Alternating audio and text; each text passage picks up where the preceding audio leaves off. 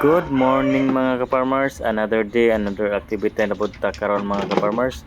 Naari ta karon sa ato ang mini farm. Panghinlo day tagbutangan og tubig mga ka-farmers sa mga manok kay para nindot pud ang ilang pag-inom kay ako ning ginluan mga ka-farmers kay magbutang kog vitamins nila.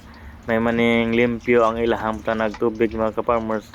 Nya bago ta magbutang og vitamins kay at least nindot ang ilahang inom og presko pud ilang pag-inom kay diretsoon mo kuno nagbutang og vitamins mga ka-farmers niya wala po nato ginluan, sayang lang gyapon atong vitamins, hugaw lang gyapon. Matod pa sa uban kung unsa man ang imong business, kailangan lang jud daw ipasyon niya kani ato kay dili man ni business, farm man kailangan gyapon nato sa ipasyon mga ka-farmers niya pag-alaga sa mga manok. Kailangan pod nga naa sa heart jud mga ka-farmers kanang sincero sa pag-alaga, pag-atiman sa mga manok mga ka-farmers kay kung banjing-banjing ra man gud nga magbuhi tag manok mga ka-farmers, lisod pud kayo dili mo daghan atong manok ana mga ka-farmers. Unya nakalimot day ko ani mga ka-farmers, dapat dito to akong hinugas dito nako ibubo sa ko ang bag-ong gibuhi nga asula mga ka-farmers kay nindot mo kuning asula kay daghan kay protina makuha sa isda or manok